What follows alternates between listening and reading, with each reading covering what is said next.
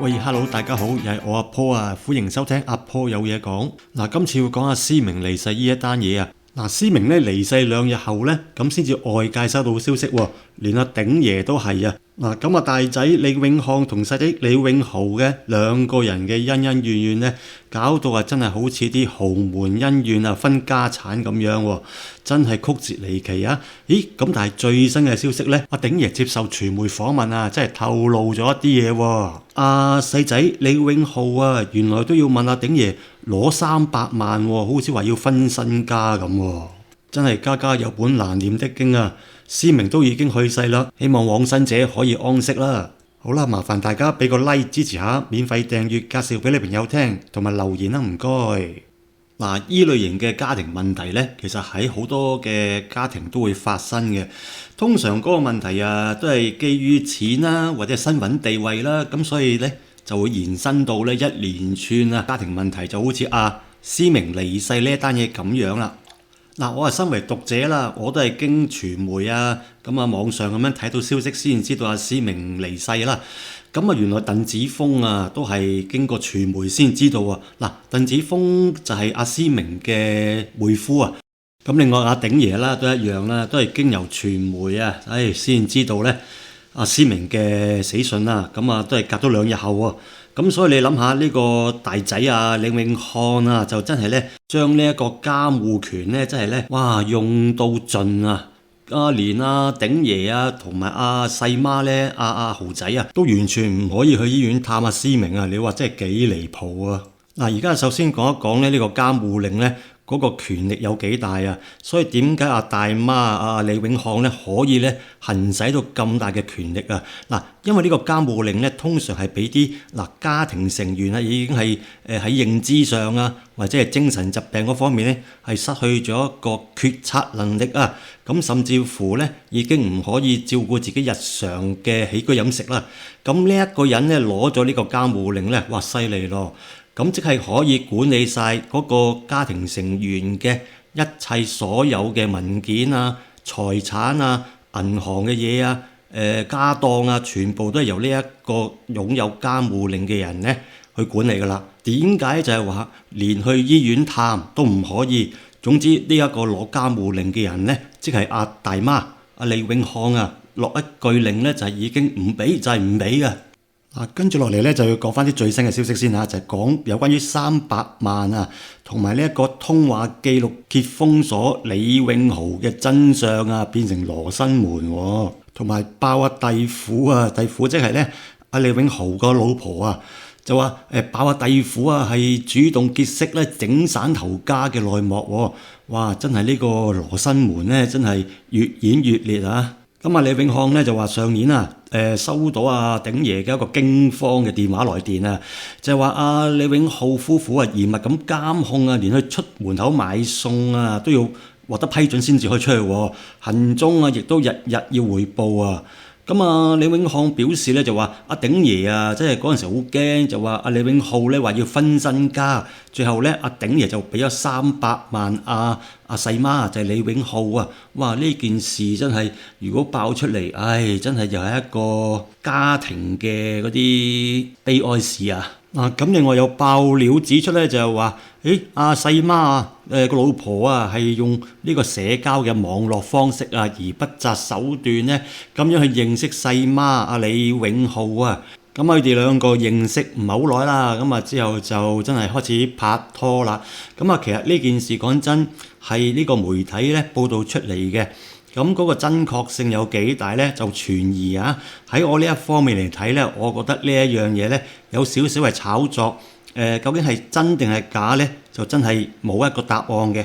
尤其是呢啲咁嘅男女感情嘅嘢，喂，好正常啫。咁大家講真，你班朋友我班朋友拉埋一齊出嚟玩，咁呢啲咪叫做社交網絡咯，之後咪認識咯，好正常啫嘛。咁之後認識對方，咁之後開始認識了解談戀愛有咩大不了嗱，其實即係直到而家4月4號呢一刻思明身邊嘅親朋好友啦，包括鄧子峰啦、鼎爺啦，甚至乎李永浩都未知思明嗰個確實嘅出殯日子地點喺邊度嘅。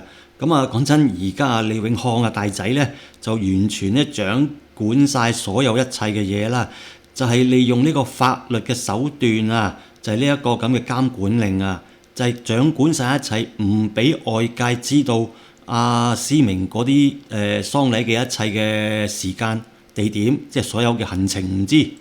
嗱，直到而家呢一刻咧，我自己個人認為啦，咁阿大仔李永漢咧，如果繼續咁樣搞落去咧，即係會導致到咧，即係千夫所指啊！你要搞咁多嘢出嚟為乜嘢咧？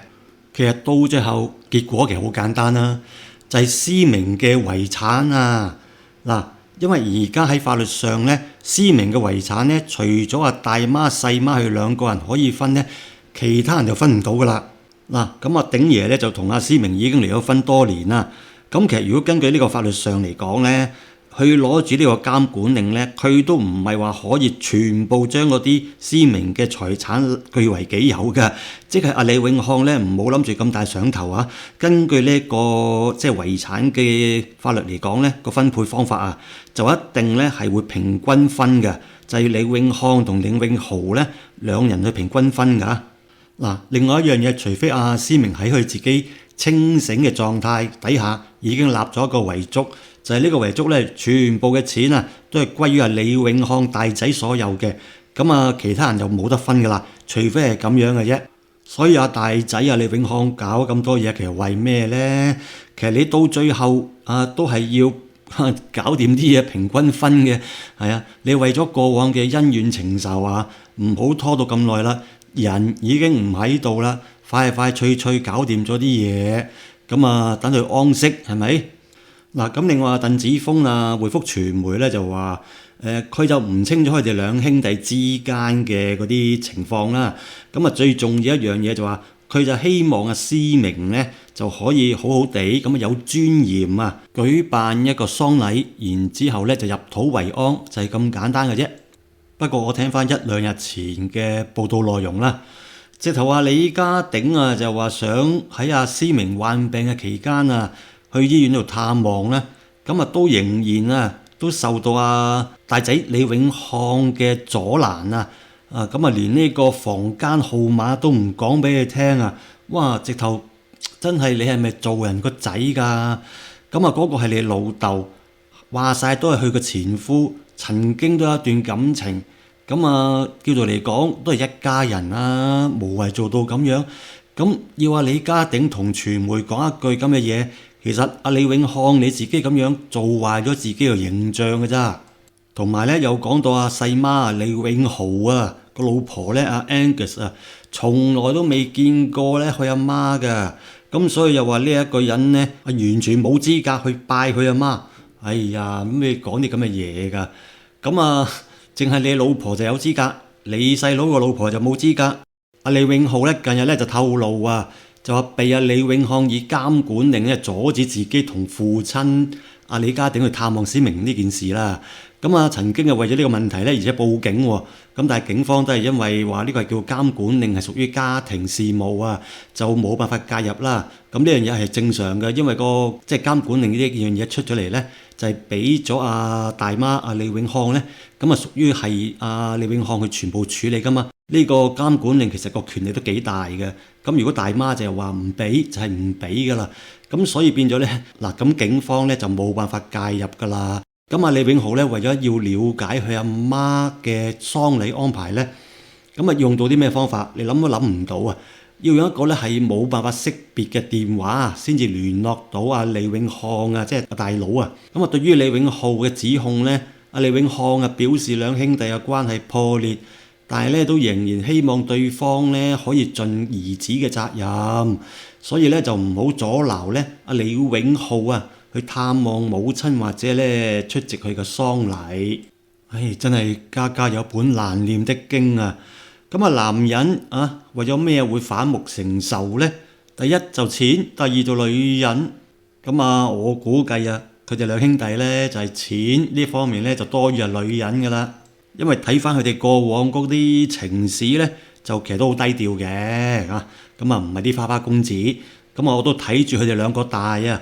咁啊基本上女人嘅方面呢，佢哋又唔係對方，即係你中意我嗰個，我中意你嗰個，或者同時間中意同一個女人，就冇呢啲事發生嘅。嗱，咁頭先提及過咧，阿李永浩細媽咧就要用一個識別唔到嘅號碼去揾阿李永康啊。咁啊，李永康咧就係話呢個係荒謬喎，即係從來係冇拉黑過細佬。嗱，我自己又評論一下啦，呢樣係 common sense 嚟嘅。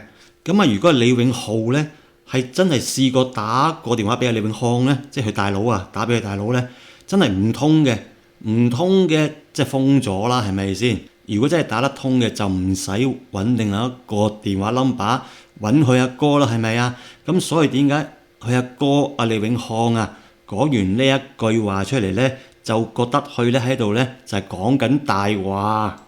其實而家呢啲咁嘅情況，你搞嚟搞去有咩意思呢？其實最重要一樣嘢就係成家人齊齊整整啊，送別阿思明，咁啊搞一個好好睇睇嘅喪禮。而家唔係咧呢個小朋友喺度玩鬥氣嘅時候啊，咁啊李永康就大聲啦，就話天理何在喎？咁啊李永康就話句句都有骨咁回應啊李永浩啊，又話指兄嫂啊唔喜歡佢個老婆，咁啊認為咧佢老婆咧太太咧對弟婦啊嘅態度咧唔係好重要喎，最緊要咧就係要阿李永浩中意就得啦。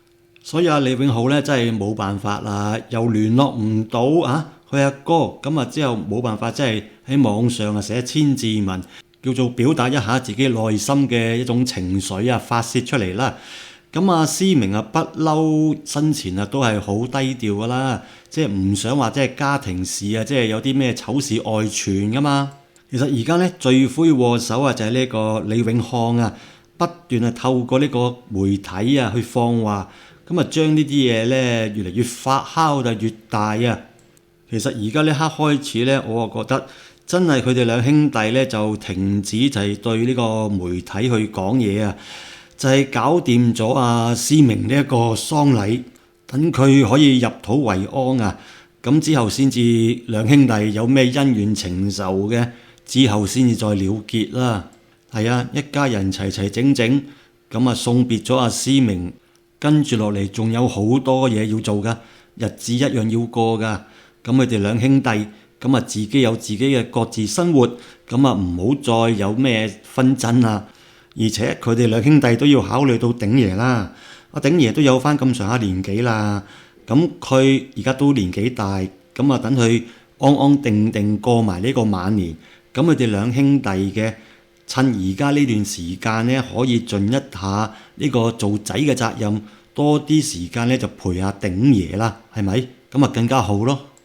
嗱，譬如好似思明咁樣啦，過去病嘅嗰段時間，阿李永浩真係冇辦法去陪伴佢阿媽，咁啊連阿鼎爺都冇辦法去探阿思明，咁所以點解而家呢個故事已經教訓咗佢哋兩兄弟啦，係咪？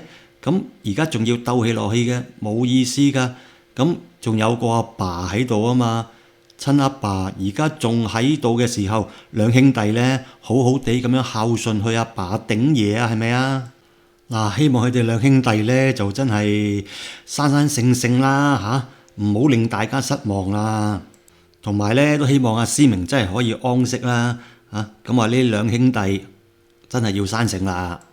咁好啦，咁啊有關於思明離世呢一個節目咧就講到嚟呢一度啦。咁啊希望佢哋兩兄弟咧呢個故事咧唔會再有新聞再報導出嚟啦，呢個最理想嘅答案噶啦。好啦，咁如果大家中意我呢個節目或者頻道，麻煩大家俾個 like 支持下，免費訂閱，介紹俾你朋友聽，同埋留言啦。如果未訂閱嘅朋友，記得喺訂閱嗰個鐘仔揀全部啊，咁你哋就會第一時間收到我做節目同埋直播嘅通知啊。咁好啦，呢一集就講到嚟呢一度啦。好啦，拜拜。